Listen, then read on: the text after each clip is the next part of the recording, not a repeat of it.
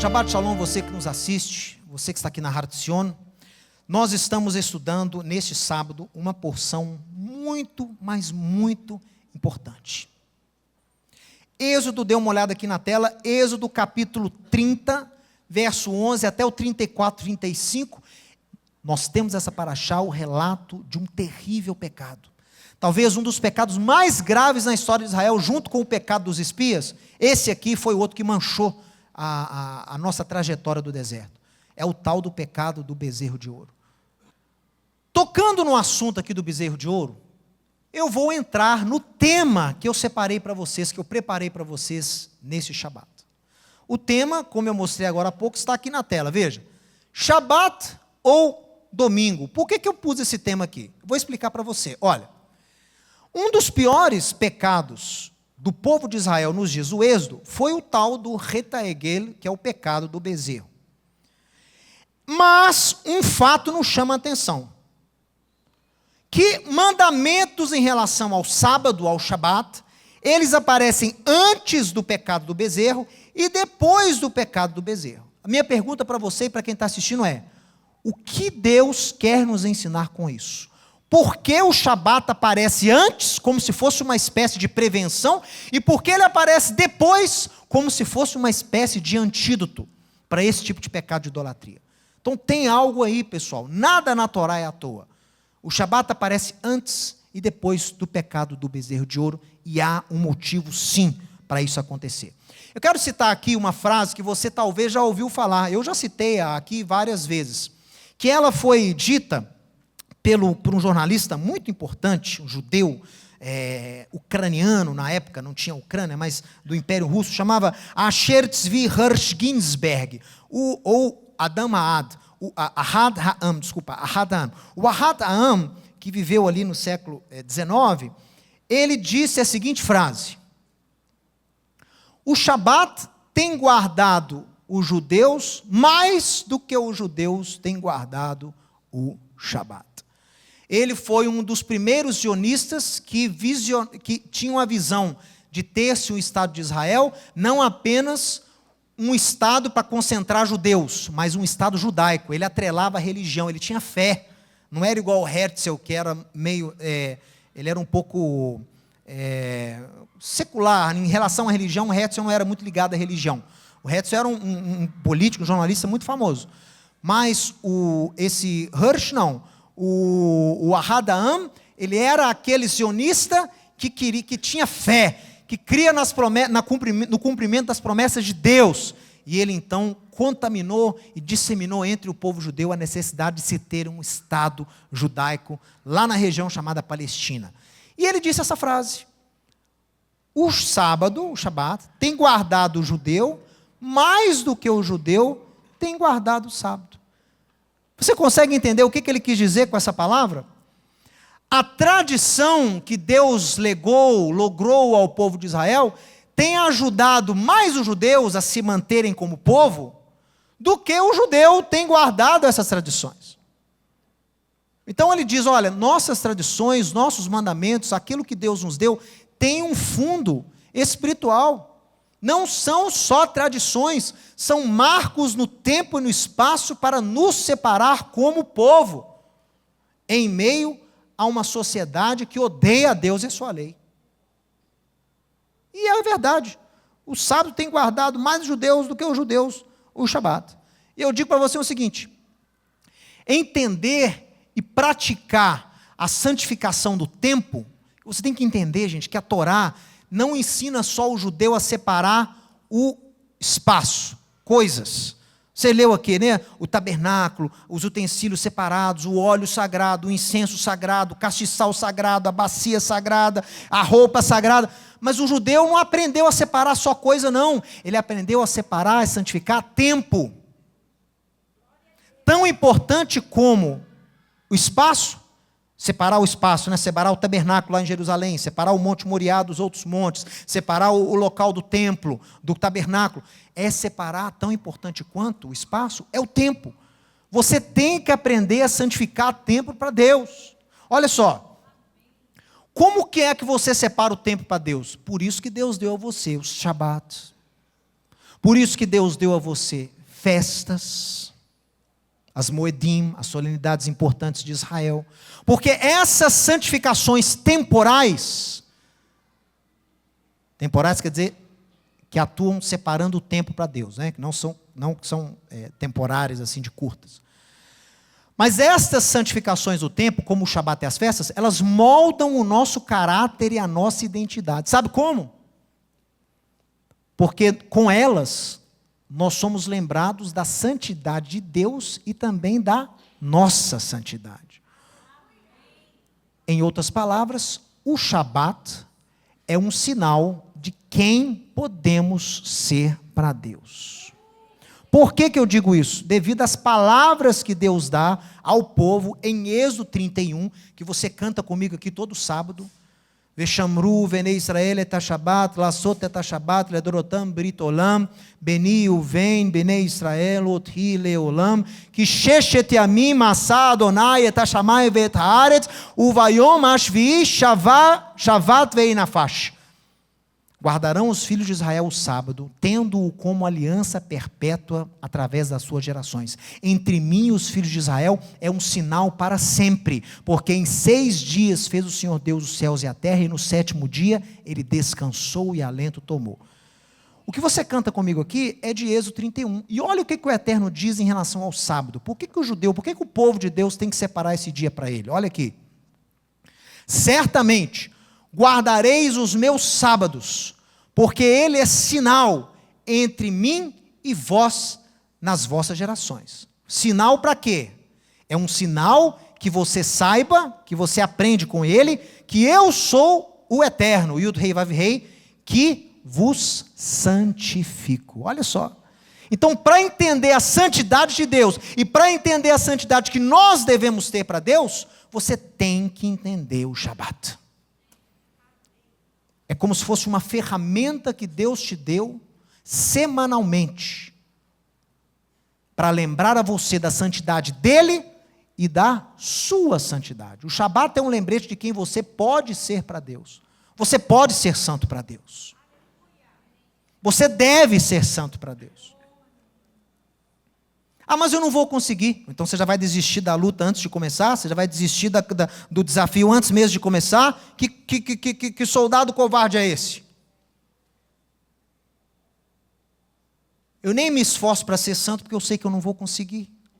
Que é isso, gente? Esse não é o servo que Deus espera. O servo que Deus espera é aquele que segue a ordem de Deus. Sede santos, porque eu sou santo. É mandamento, citado no Novo Testamento. É mandamento você buscar a santidade. E aqui na Torá, nessa porção, diz que quem aprende a guardar o Shabat, quem aprende a celebrar o Shabat de forma certa, aprende sobre a santidade de Deus e também se santifica. Olha aqui que interessante. Então o Shabat é muito importante. Vamos falar sobre o Shabat. Olha, Shabat. O Shabat é para judeu? Não. O Shabat não é para judeu. Como é que eu sei disso? Porque o primeiro mandamento em relação ao Shabat, ele está lá em Gênesis, pessoal, onde nem tinha Moisés, nem Abraão. Adão. Adão simboliza humanidade. Olha aqui. O Shabat é um princípio universal, instituído lá em Gênesis 2:3. Ele é reforçado para Israel em Êxodo 31 e enfatizado para quem não é judeu, mas que se ajunta a Israel em Isaías 56. Devemos todos ler com atenção esse texto. Escute. Por que você santifica um dia para Deus? Porque ele fez para você um símbolo. Esse símbolo ajuda você a se santificar e a santificar onde você vive. Qual símbolo é esse? O 7º dia na semana você vai dedicar a Deus. E essa dedicação vai ser com base numa memória, num princípio. Qual é o princípio? Deus criou os céus e a terra em 6 dias e no 7º ele descansou. Esse é o princípio. Então quem reconhece e aprende a celebrar esse dia, está declarando para o mundo que ele crê que há um Deus criador de tudo que você pode ver com seus olhos nos dias de hoje. É o Deus criador, é o Deus que cria, é o Deus soberano, é o único Deus. Olha aqui como é que a gente atrela. Shabat tem conexão com monoteísmo. O Shabat existe construído em cima do símbolo de monoteísmo. Porque Deus criou os céus e a terra em 6 dias e no 7º ele descansou. Então, em honra ao Deus único, criador dos céus e da terra, você segue o seu exemplo. Quem descansou? Quem foi o primeiro que guardou o Shabat no mundo? Foi Deus. Ah, Mateus, mas Deus não é homem para poder descansar. Você acha que ele se cansa? Claro que ele não se cansa. Então por que você acha que a Bíblia diz que ele descansou? O Shabat, ele descansou, literalmente, está escrito. Por que está escrito? Para te dar o exemplo.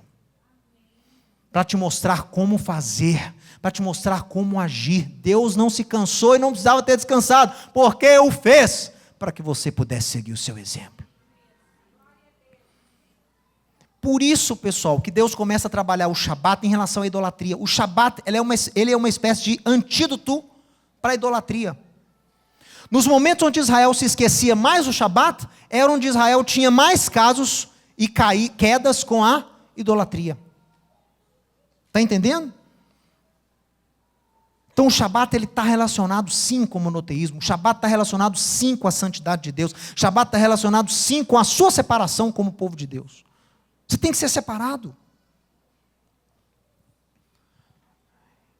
E ele é dado para a humanidade lá em Gênesis 2, ele é dado para Israel lá em Êxodo 31, e não para por aí, graças a Deus, porque é um texto que muitos pastores morrem de medo, mas é um texto que você não pode riscar da sua Bíblia não, meu amigo. É uma alusão profética sobre não-judeus, e sobre práticas que os não-judeus têm, que agradam a Deus. Como é que uma pessoa que não é judia pode ser considerada povo de Deus? Como é que uma pessoa que não é judia pode ser considerada povo escolhido de Deus, junto com o povo escolhido, que é o judeu? Número 1, crença. Tem que crer que há um Deus, que é o único Deus, que é o Deus Criador. Você tem que ter fé, ok? E além da fé? Como é que você vai se unir ao povo escolhido de Deus? Você que não é judeu. Eu creio igual ao judeu. Tá, e vai só crer vai te ajudar de alguma coisa? Você mora onde? Você mora no espaço ou você mora no planeta? Terra. Você mora aqui. Então você tem que ter práticas alinhadas ao povo escolhido de Deus. Quando Deus escolhe um povo, Deus dá a esse povo práticas, princípios, valores, uma moral muito específica. Não basta se dizer povo de Deus, tem que andar como povo de Deus. Isaías 56 vai falar disso. Isaías 56 é a prova que Tiago escreveu, o irmão de Yeshua. Fé sem obras é morta. E eu vou citá-lo aqui. Pode alguém sem obras, a fé de a pessoa dessa salvá-la? Tiago fez a pergunta para você e eu faço também. Pode só a fé, sem obra alguma, sem atos de justiça algum, sem prática alguma, salvar uma pessoa? Está vendo?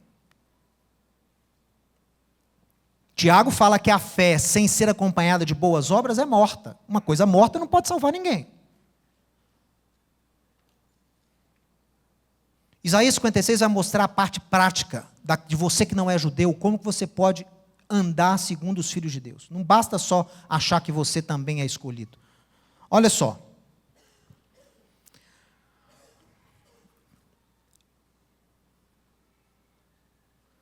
Verso 3. Isaías 56, 3. Não fale o estrangeiro que se houver chegado ao Senhor, dizendo: o Senhor, com efeito, me separará do seu povo, nem tampouco digo o eunuco, eis que eu sou uma árvore seca. Então, é essa crise de inferioridade que a pessoa que não é judia tem. Quando essa pessoa que não é judia, mas começa a estudar Deus, e começa a estudar o relacionamento de Deus com Israel, a tendência é essa pessoa achar que ela é segunda classe. Não, Deus ama mais os judeus. Eu não sou judeu, eu não tenho o mesmo status que eles têm. Eu não posso ser escolhido, eu não posso ser honrado como aqueles filhos de Arão eram. Meu pai não era rabino, meus ancestrais não eram profetas. Eu não tenho vínculo nenhum com o povo judeu. Não diga que você é uma árvore seca, porque assim diz o Senhor, aos eunucos que guardam os meus sábados, que escolhem aquilo que me agrada e abraçam a minha aliança. O pessoal, olha para mim. Isso aqui é bombástico. Porque o Eterno está valorizando aqui pessoas que não eram judias, ou que não são judias, que escolheram separar o Shabat ao Senhor. E aí Deus diz através do profeta, quando vocês escolhem separar o Shabat para o Senhor da maneira correta, vocês escolhem aquilo que me agrada, e vocês fortalecem a minha aliança. O verbo aqui no original é fortalecer, não é abraçar, é fortalecer. Vocês fortalecem em vocês a minha aliança. Olha isso, pessoal. Não é só fé, é prática. Aprenda com essa profecia. Deus fala que a pessoa que guarda o Shabat da forma certa, ele escolhe algo que agrada a Deus. Ele fortalece a aliança de Deus. Olha só. Darei na minha casa, dentro dos meus muros, um memorial, Yad Vashem, e um nome melhor do que filhos e filhas. O nome eterno darei a cada um deles, que nunca se apagará. Olha isso, pessoal. Você vai ser como um memorial, um nome eterno, um nome de honra e glória entre o povo de Israel. Você vai ter. Aos estrangeiros que se unem ao Senhor para o servirem e para amarem o seu nome, sendo deste modo servos, sim, todos que guardam o Shabat, não o profanando, e fortalecem a minha aliança. De novo, e ele usa o mesmo verbo que o apóstolo Paulo usa lá em Romanos 11, aqueles que se uniram ao Senhor. Nilvá, eu vou falar sobre isso hoje à noite. Nilvá, você é unido ao povo de Deus. Quando você é unido ao povo de Deus, o que você tem que fazer? O que esse estrangeiro aqui fez? Esse estrangeiro, ele se achegou ao Senhor, ele foi unido ao povo de Deus, ele escolheu amar o Senhor de todo o coração, ele escolheu servir ao Senhor de todo o coração, e ele escolheu guardar o Shabat. Esses que fazem isso, eu vou levar eles no meu santo monte e vou alegrá-los dentro da minha casa, e os holocaustos deles e os sacrifícios deles serão aceitos no meu altar, porque a minha casa será chamada casa de oração para todos os povos, pessoal.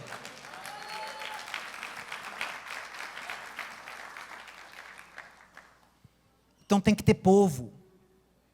Não vai ter só o judeu na terra, vai ter o judeu e vão ter outros povos.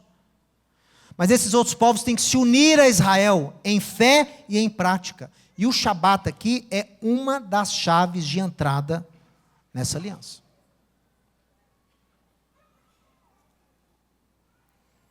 O Shabat foi dado para a humanidade, olha aqui. O Shabat foi dado para a humanidade. Quem guarda o Shabat reconhece e honra Deus como Criador de todas as coisas. O Shabat é dádiva de Deus para o homem, e representa a aliança que Deus tem com o homem. Ele representa uma aliança, o Shabat é uma aliança. Olha só, para Israel, é tudo isso aí citado, mas também é um símbolo da aliança que Deus tem com Abraão, com Isaac, com Jacó e todo o povo de Israel. Olha para mim aqui um pouquinho. Uma das primeiras tradições e práticas que Roma lutou para tirar do seio da igreja foi o Shabat. Foi Páscoa e Shabat. Foram os dois que eles pegaram assim em cima. Páscoa e Shabat. Pessah, né? Pessah, Páscoa e Shabat. Por que Páscoa e Shabat? Porque são as duas festas que mais tratam de identidade de uma pessoa. O judeu no Império Romano era identificado facilmente por quê? Era um povo que tinha o Pessah, e era o povo que celebrava o Shabat, além de ser o povo que cria num único Deus. Então, o que distinguia o judeu na antiguidade? As festas e o Shabat. O romano não tinha dia de descanso, não, gente. Então essas coisas separavam o povo de Deus. Essas coisas delimitavam Israel.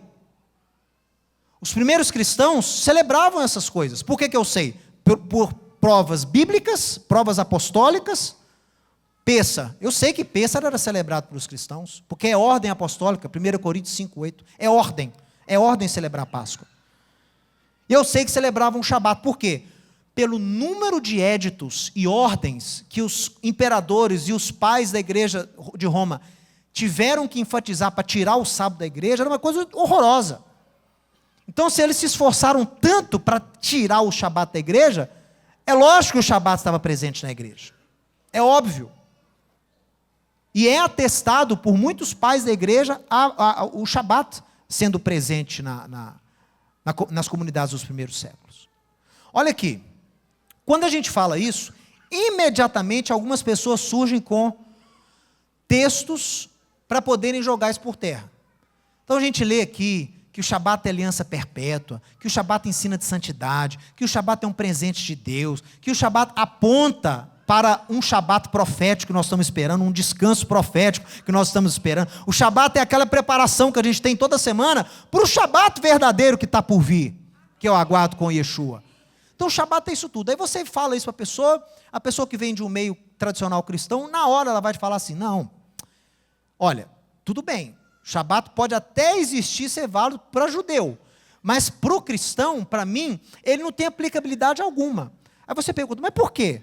Se o próprio Deus fala que é estatuto perpétuo pelas vossas gerações, se o negócio surgiu lá em Gênesis, muito antes da lei, foi para a humanidade. Aí a pessoa fala assim, olha, tudo bem, concordo com isso aí tudo, mas quando Jesus veio, ele falou que ele é o Senhor do sábado.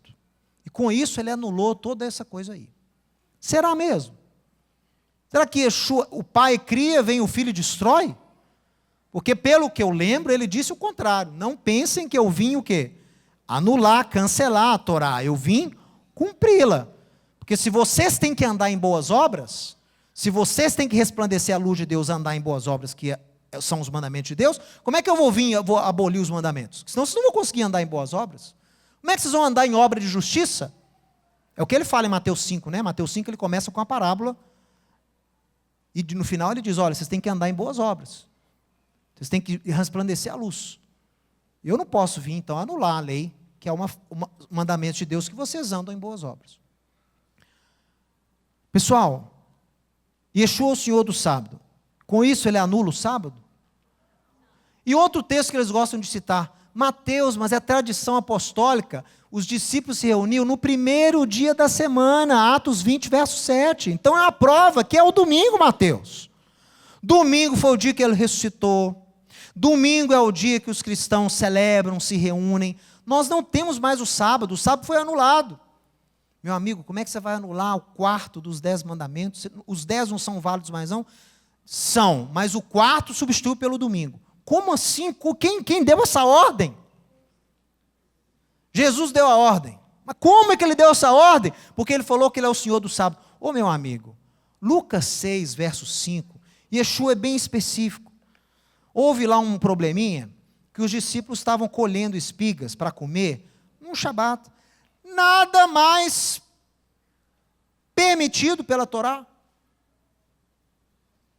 Por quê? Porque eu tinha fome. O Shabat é um presente que Deus te dá para você se alegrar em Deus. O Shabat não é peso.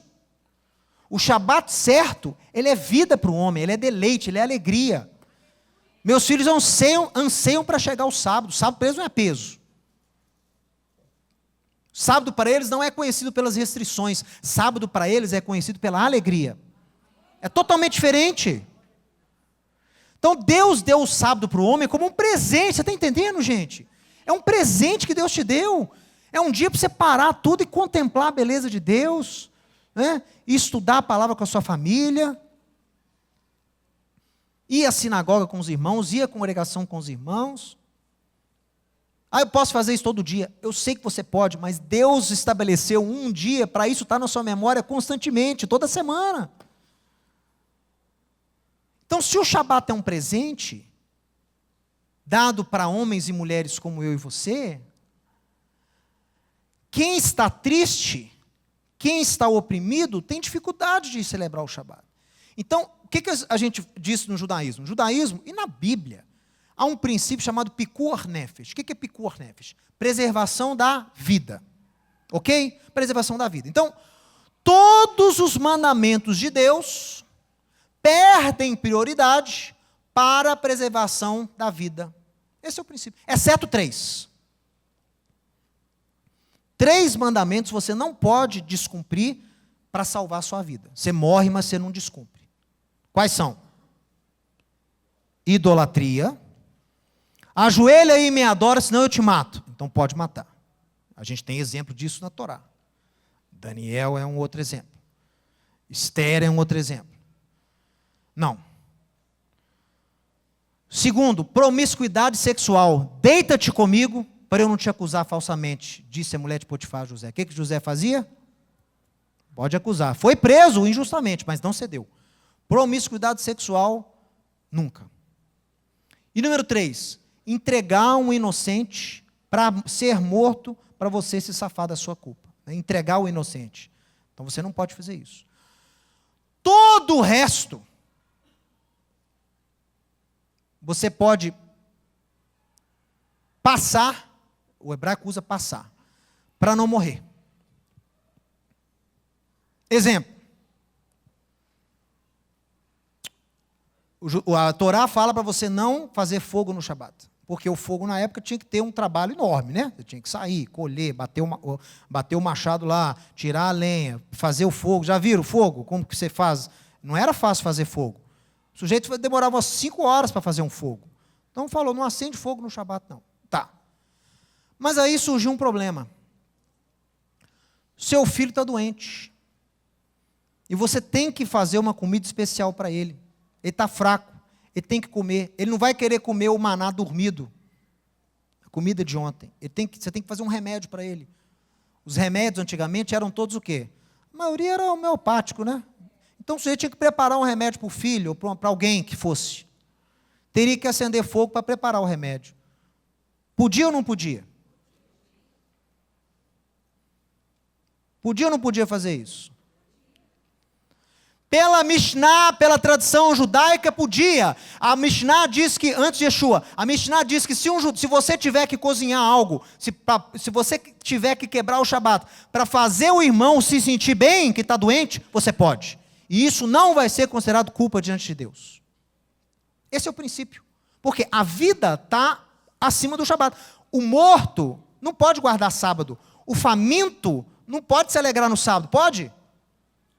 Então, por isso que quando esses fariseus viraram para Yeshua, falaram, por que os seus discípulos estão profanando o Shabat?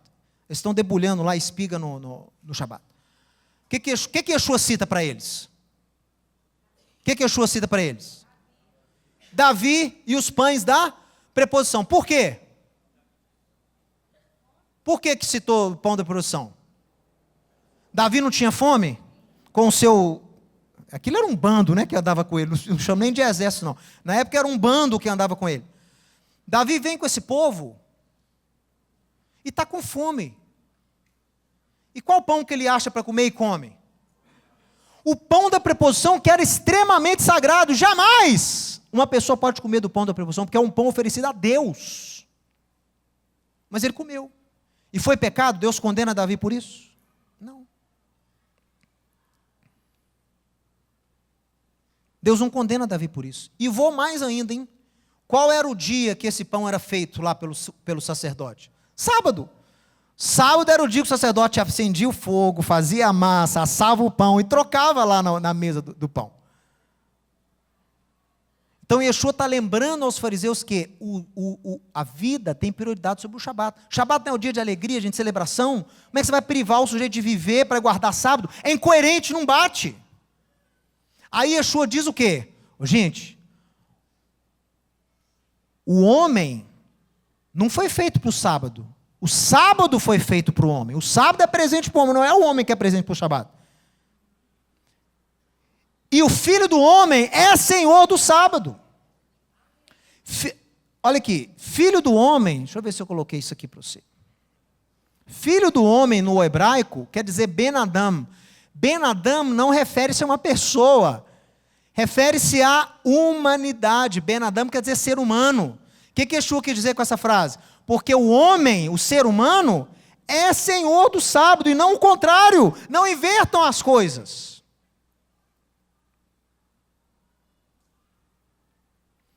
Aí outro dia me citaram, porque tem comunidade, gente que quer aplicar o Novo Testamento assim na forma mais literal. Lá eles, quando nos cultos de cura que eles têm, numa igreja aí que fala, tem culto de cura lá, que eles ungem todo mundo com barro cuspido. Pegam a terra, aí o pastor cospe, faz o barro e passa onde está doendo, ele passa no seu corpo. Passa no ouvido, passa no olho, passa na coluna, passa no joelho, é o barro ungido com cuspe. Por quê? Porque o mestre fez assim. Você já parou para entender por que Yeshua fez esse teatro todo para curar uma pessoa que ele podia ter dado um estalo de dedo e curado? Primeiro era sábado. Chega o cego. E Yeshua já sabia que muitos fariseus estavam indo contra o princípio de preservação da vida. E estavam transformando o Shabat numa prisão. Num peso. O que Yeshua decide fazer? É o teatro. O que ele faz? Ele pega a terra, ele cospe. O que ele está fazendo ali, você sabe? Ele está fazendo remédio, gente. Ele está mostrando para as pessoas que é lícito você fazer remédio, até mesmo no sábado. Porque o remédio é para auxiliar o doente, não é considerado trabalho. Então tudo que ele fez foi para demonstrar que o ato de se fazer um remédio para alguém no Shabat não é quebra de Shabat. Shabat é vida. É lógico que ele teve que ter o poder dele ali para mostrar. Mas o que ele quis demonstrar com essa atitude? Vida tem prioridade sobre o sábado. Vida tem prioridade sobre o sábado. Olha só, vamos adiantar aqui. E o outro que eu não citei, né? Mas lá em Atos 20 fala que eles reuniam imediatamente após o sábado. Você sabe como é que é isso no grego? Essa expressão imediatamente após... Essa expressão, no primeiro dia da semana, como que é no grego? É assim, mia ton shabaton. Sabaton, desculpa. Mia ton sabaton. Que traduzindo é imediatamente após o sábado.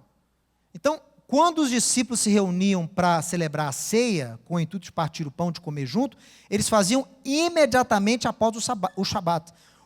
Que momento que é imediatamente após o Shabat?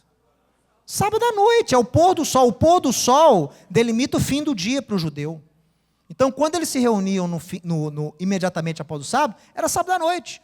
Por isso que havia muitas tochas no local onde eles estavam reunidos. Viu? É simples. Mas aí o camarada viu ali, imediatamente após o sábado. Deve ser no domingo. E colocou na sua Bíblia, no primeiro dia da semana. Isso é um texto que não existe original. Não existe a palavra primeiro, não existe a palavra semana, não existe nada disso. Existe o quê? Imediatamente após o sábado. Miaton sabaton. É o texto original. Mas o tradutor, para te dar uma ajudazinha, o tradutor, para poder tirar qualquer vestígio de Israel ou de judeu na sua fé, o que ele faz? Ele omite a palavra sábado do texto original. Troca sábado por primeiro dia da semana. Propositalmente, na minha opinião. Propositalmente. Tá? Olha aqui, Mateus, tudo bem, eu estou entendendo aí de sábado, mas será que os primeiros cristãos, não estou falando para judeu agora, tá bom? Estou falando para você que não é judeu, mas que serve a Deus. Será que sábado era algo normal para você? Antigamente? Será que os primeiros discípulos de Yeshua celebravam o Shabat? Como que ocorreu? Por que hoje não celebra mais? Hoje, um dos elementos que mais traz divisão e horror ao mundo cristão é o tal do sábado. Você fala de sábado, a pessoa já te olha como se fosse o maior herege do planeta Terra, o camarada mais distante da graça de Deus. E se você começa a voltar para o negócio de sábado, você está guardando o sábado, você voltou para o sábado, sábado é coisa de judeu, sábado não é para nós somos cristãos, vamos ver aqui, olha só. Deixa eu falar para você uma coisa. E eu deixo claro que eu não sou contra você adorar a Deus no domingo, Igual eu não sou contra você adorar a Deus segunda, terça, quarta, quinta e sexta, e nem sábado. Eu não sou contra dia nenhum, porque Deus criou todos os dias. Pode reunir no domingo, adorar no domingo? Pode. Eu não trabalho, o comércio não abre. Posso? Lógico que pode, gente. Quem sou eu para falar que não pode? Pode adorar a Deus qualquer dia. Agora, você usar o domingo para substituir, anular o Shabat de Deus, isso é pecado. Porque você está desenvolvendo um sofisma e uma mentira. Isso não é certo. Você pode adorar domingo, agora não vem também tirar o meu sábado. Porque o sábado é de Deus, o sábado veio de Deus, foi Ele que criou, é o quarto mandamento, é símbolo, é antes da Torá, durante a lei e depois da lei, para quem não é judeu. Não venha mexer com a base da minha fé. Pode adorar a Deus quando você quiser, mas não me intimide.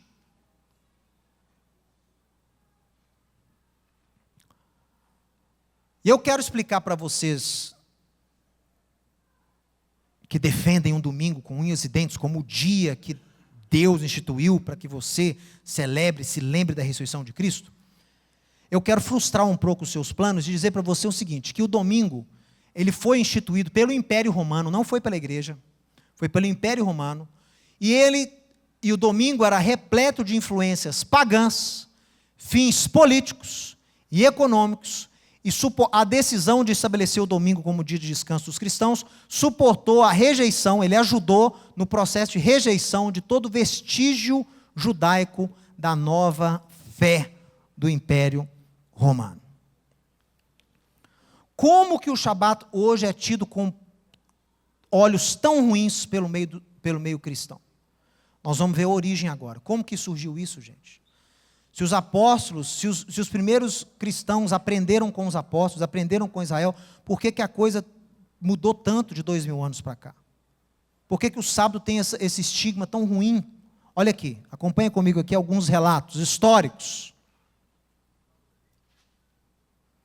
Nós não observamos mais o sábado, mas vivemos na observância do dia do Senhor, sobre o qual também nossa vida surgiu por ele. Está falando domingo.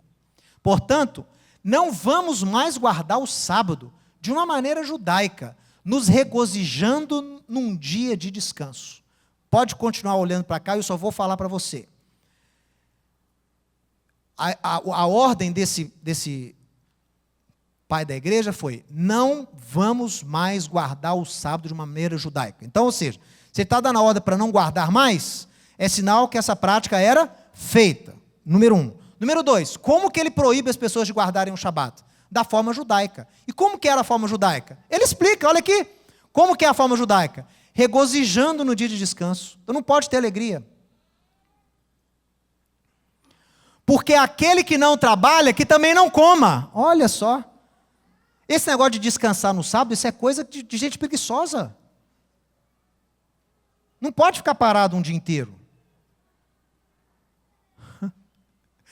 Pois os sagrados oráculos já disseram, com o suor do teu rosto comerás o teu pão. Oráculo sagrado. Mas cada um de vós, você está vendo o sofisma? Ele citou Gênesis, mas fora de contexto. O mesmo Deus que deu o sábado agora vai mandar trabalhar no sábado? Então, desvinculou tudo, criou um sofisma aí, não é? Usou uma frase certa para incidir o erro. Olha, porque os sábios oráculos disseram, com o suor do teu rosto comerás. Mas cada um de vós mantém o sábado da maneira espiritual. Ai. O que esses primeiros pais da igreja católica fizeram? Eles dicotomizaram, platonizaram a fé. O que é isso?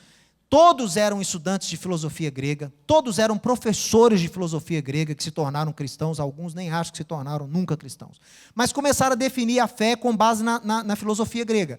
E o platonismo era, assim, escancarado na mente desses primeiros pensadores cristãos. Então, eles aplicaram o platonismo na Bíblia. Como que se aplica o platonismo? Você dicotomiza tudo. Tudo tem uma forma carnal e a forma espiritual. Tudo é assim. Você separa tudo, carnal e espiritual. Aí você lê a Bíblia, Israel. Não, isso aí é o Israel carnal. Nós somos o Israel espiritual. A lei dos judeus é carnal. Nós vivemos numa lei espiritual. Nós não guardamos o Shabat físico dos judeus, nós guardamos o Shabat espiritual. Doutrina de demônios isso aí. Demônios. Isso não é certo, isso não é bíblico, isso tem origem pagã na Grécia.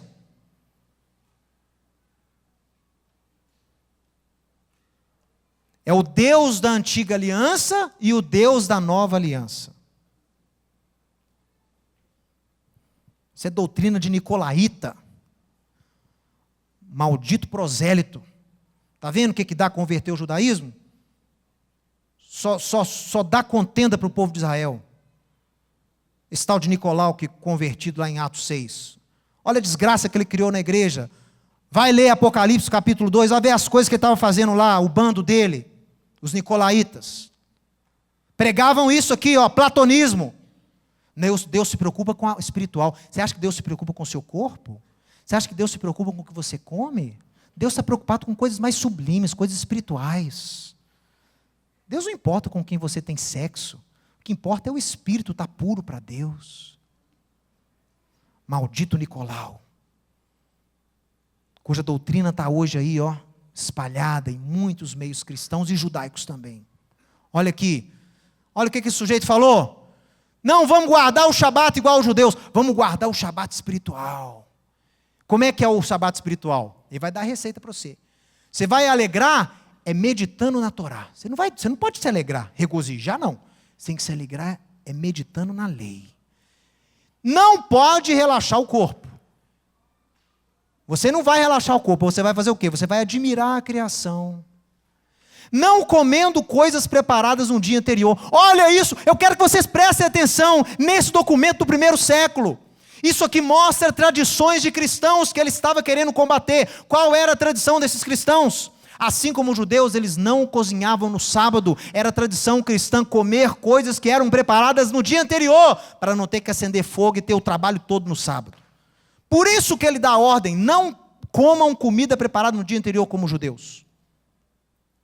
Não se regozijem como judeus. Não se alegrem no Shabat como judeus. Não descansem no Shabat como os judeus. Vamos fazer o sábado cristão. Como que é o sábado cristão? Não pode ter alegria, não pode comer coisa feita no outro dia, não pode beber bebidas mornas, não pode restringir a locomoção, pode ir para onde você quiser, pode viajar, pode fazer o que você quiser, não pode ter prazer em dançar ou em aplaudir coisas sem sentido algum. Está entendendo de onde surgiu esse ódio que as pessoas têm contra o Shabat? Está entendendo de onde surgiu essa noção que uma pessoa religiosa tem que ser uma pessoa triste? Que uma pessoa santa tem que ser uma pessoa sempre triste? O que é isso? Eu estou contemplando a obra de Deus. Então regozija, alegra-te em Deus. Não, eu regozijo. Inácio de Antioquia, um dos primeiros sucessores aí lá na Antioquia, Inácio, que escreveu essa epístola aos magnésios, proibiu vocês de baterem palma, viu? Porque isso é alegria, isso é sempre de regozijo. Sábado cristão não pode ter alegria, não. Sábado cristão você tem que meditar, a sua alegria vai ser na meditação da lei. Não pode dançar nem bater palma. Por que ele usa esses verbos, pessoal? Porque eram coisas que os apóstolos ensinaram os gentios a fazerem. Eram coisas que os judeus ensinaram os gentios crentes. Gente, Shabat é dia de alegria. Shabat é dia de regozijo. Shabat é dia de família. Shabat é dia de... Isso é Shabat. Isso é Shabat. Mas quiseram impor para você um Shabat o quê? Triste, sóbrio, falso. Peso. Então, o Shabat que os cristãos conhecem é esse Shabat que eles pintaram para você lá atrás. O Shabat opresso, o Shabat dos judeus, o Shabat que restringe tudo, o Shabat que não pode fazer nada. Aí hoje, quando uma pessoa ouve que você está celebrando o Shabat, o que ela pensa de você? É igual aqueles memes que eles lançam na internet, né? Quando digo que guardo o Shabat, o que minhas família pensa de mim? O que os meus amigos pensam de mim? Você já viu esses memes que tem sempre 4 fotos, né? É a mesma coisa. Quando digo que guardo o Shabat, imediatamente vem na cabeça das pessoas o quê? Um sujeito triste, um sujeito radical, um sujeito retrógrado, um sujeito ignorante, um sujeito que não faz nada no sábado, proíbe todo mundo de fazer alguma coisa, um sujeito escravizado por uma lei de Deus. Se muitos líderes cristãos pensam assim, graças à influência desses homens do passado, que moldaram a teologia cristã. Então não pode fazer nada disso, tá, gente? Você não pode dançar, você não pode aplaudir, você não pode relaxar o corpo, você não pode ter regozijo algum. Porque essas coisas são sem sentido. Alegria de corpo, Deus interessa com o espírito. Olha o platonismo aí. A nova lei, a nova lei exige que você mantenha um sábado perpétuo. Aquela coisa que você fala assim, não, mas eu estou separando o dia que Deus criou para eu contemplar, para eu poder regozijar. Aí o sujeito responde assim, você pode fazer isso todo dia. Você não precisa de um dia para fazer isso. Olha de onde ele aprendeu a falar isso. Aqui, ó, com Justino. Justino já falava isso para os judeus.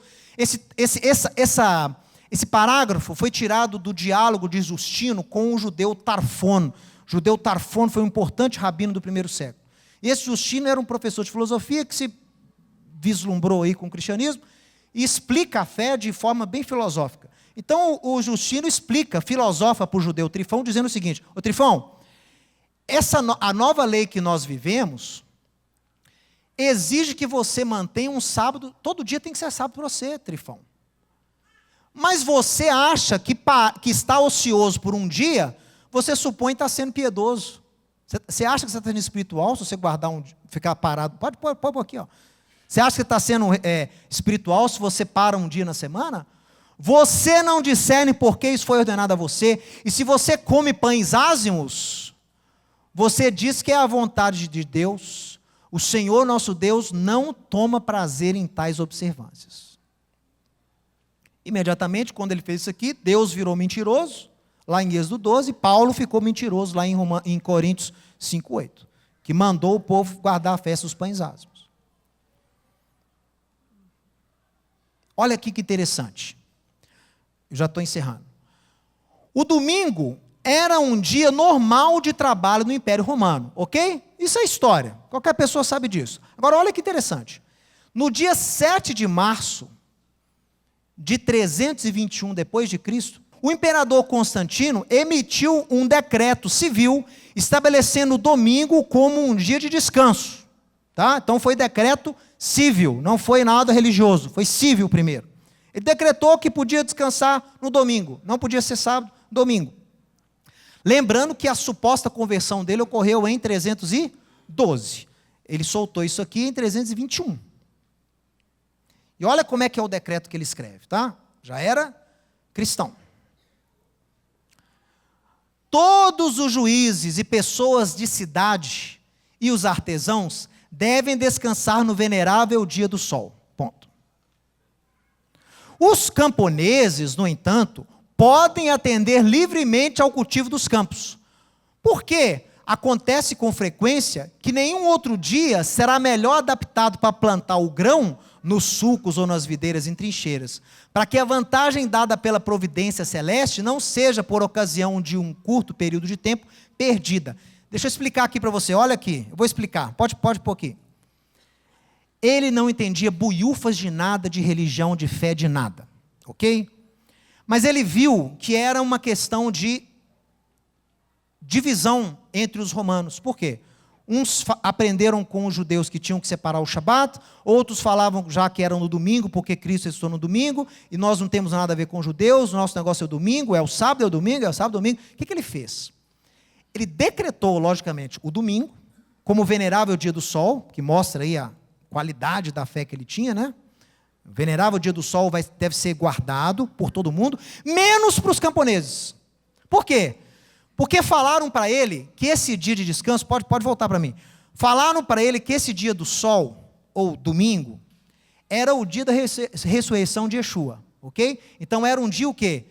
Divino, era um dia com bênção divina. O que ele pensou como político? Espera aí, se é um dia mais abençoado que os outros, por que eu vou impedir o camarada de plantar nesse dia? Os romanos tinham rituais de plantação. Os campos eram consagrados a divindades. E eram essas divindades que, segundo eles, mandavam chuva, mandavam a estação o tempo correto e fazia dar a colheita no tempo certo. Então, o que o Constantino pensou? Como típico pagão.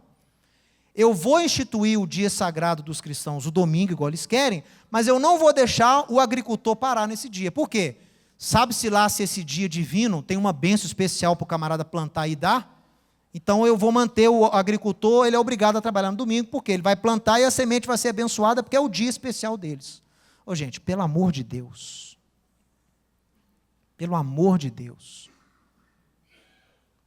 Isso é o maior exemplo de ignorância. De paganização de algo santo que Deus deu para a humanidade, que é o Shabat. E o domingo, com a premissa que ele é o novo sábado cristão, ele é mentira. O domingo é um dia criado por Deus, você pode adorar a Deus, mas você falar que o domingo cristão é o sábado judaico, um substitui o outro, isso é mentira. E vocês usam a Cristo como a ferramenta desse sofisma milenar. Ah, porque Cristo ressuscitou no domingo. E daí que ele ressuscitou no domingo? Ah, porque nós temos que celebrar a ressurreição dele. Então celebra a ceia. Não é a ceia o memorial da ressurreição dele? Agora você anular um mandamento de Deus e falar que faz isso em nome de Cristo, isso é o maior dos sofismas. Isso é errado. Está a prova aqui para você, ó. Quem criou o domingo? Nós, os cristãos, nada temos a ver com o Shabat, nem com as outras festas judaicas, e menos ainda com as celebrações dos pagãos. Olha, então ele já colocou o Shabat, Páscoa, Tabernáculos, junto com as celebrações dos pagãos, dos bárbaros, dos celtas, né? Interessante. Temos as nossas próprias solenidades, o dia do Senhor, o domingo. Então você vê aqui que o negócio do domingo não foi para estabelecer um dia de descanso, foi para tirar o sábado. Foi para rasgar o sábado da fé dos cristãos. No concílio de Laodiceia, esse concílio foi tão interessante, que lá, se você ler o resultado do concílio, ele ocorreu em 364 depois de Cristo, lá na Turquia. Laodiceia, que você tem em Apocalipse, né? Então, lá eles fizeram o seguinte, quando eles começaram a reunir e a colocar no papel as decisões, eles reconhecem o sábado como parte da tradição cristã. Mas no final do concílio, eles decretam o Shabat ilegal. Foi a partir desse concílio que o sábado passa a ser heresia para o cristão. Teve que ter um concílio, teve que ter uma ordem. Tá? E mesmo assim demorou 400 anos para a igreja extirpar o Shabat da igreja. Para a igreja extirpar o Shabat dos seus membros. E mesmo assim houve sempre remanescentes. A igreja do Oriente, a igreja oriental, sempre teve uma espécie de Shabat. E os gregos ortodoxos, os etíopes ortodoxos, eles sempre guardaram o Shabat. Nunca aceitaram a decisão papal. Olha aqui. Então o concílio de Laodiceia é primeiramente reconhecido, o Shabat é reconhecido como um dia de encontro dos primeiros cristãos, está no cano 16. Mas depois ele é banido no cano 29. Eu copiei para você aqui, olha aqui. Olha o que eles disseram. Os evangelhos devem ser lidos no sábado, junto com as outras escrituras. Está no cano 16. Então, é prova irrefutável que os cristãos se reuniam e estudavam a Bíblia no sábado. Como? Fazendo leitura pública dos evangelhos e das escrituras. Ponto número 1. Mas olha o que eles terminaram decidindo. Os cristãos não devem judaizar descansando no sábado, mas devem trabalhar nesse dia, honrando o dia do Senhor. Se quiserem, podem descansar, mas como cristãos. Descansar trabalhando, que ele quis dizer, né? Você não pode descansar no Shabat. Tem que mostrar que você é cristão e trabalhar no sábado. Mas, se for descoberto algum judaizante, seja este anátema, separado de Cristo. Pode pôr aqui, mais. Então, isso aqui, concílio de Laodiceia, século IV. Depois de Niceia. O Niceia não chega a proibir o Shabat, não. O Laodiceia proíbe. Mas, antes ele atesta a veracidade da tradição do sábado para os cristãos. Então, pessoal, o que eu quero dizer com isso? O Shabat, ele tem que ser objeto de restauração. Porque ele dá para as pessoas senso de identidade. Ele dá para as pessoas senso de pertencimento. O Shabat é o dia do povo de Deus. Quem é que guarda o Shabat? O povo de Deus. Igual era na antiguidade. Que povo é esse que guarda o sábado? O povo de Deus. Você tem que voltar a ser reconhecido por isso também. As pessoas têm que ver que você guarda o mandamento de Deus. E lê Isaías de novo, 56. Você vai ver que Deus se alegra com aqueles que escolhem guardar a aliança, que escolhem honrar o Shabat. Não da maneira errada, viu? Eu fico vendo esses pais da igreja católica aqui, incendiando o sábado para os cristãos. E muitas pessoas hoje, mesmo cristãos evangélicos que dizem guardar o sábado, mas mantiveram a mesma linha cristã sobre o sábado. Que o sábado é peso, que o sábado tem que ser, né? Não pode fazer isso, que o sábado você tem que fazer isso, você não pode se alegrar, tem que ficar ali contrito, o Shabat, o sábado e tal. Então, muitos cristãos evangélicos protestantes que se dizem sabatistas, perpetuaram uma imagem errada do Shabat. Shabat é vida, gente. Shabat é alegria, Shabat é regozijo. Shabat é você se reconectar com Deus, você recarregar a sua bateria. Shabat é o dia da família, é o dia que você começa sexta-noite já fazendo um jantar diferente. Sábado você vai na congregação. Eu não tenho sinagoga na minha cidade. Meu amigo, tem um passeio com a sua família, faz um piquenique, faz uma coisa diferente, entendeu? Depois do almoço, que é um almoço especial, reúna com os filhos para estudar a Torá, né? Abençoe os seus filhos, passe tempo com eles. Isso é Shabat. Honre a Deus, fale que você está fazendo aquilo porque você crê no Deus Criador dos céus e da terra. Restaurar a celebração correta do Shabat entre o povo de Deus é abraçar a aliança que Ele estabeleceu conosco. É escolher aquilo que lhe agrada, é demonstrar o nosso amor através de atos de justiça. Restaurar o Shabat é confirmar a nossa identidade como povo de Deus, judeus, mas não judeus que se uniram a Israel. Restaurar o Shabat é entender que temos esperança no grande e glorioso Shabat que ainda nos aguarda. E eu termino dizendo, restauração já e Shabat Shalom, em nome de Yeshua. Amém. Amém.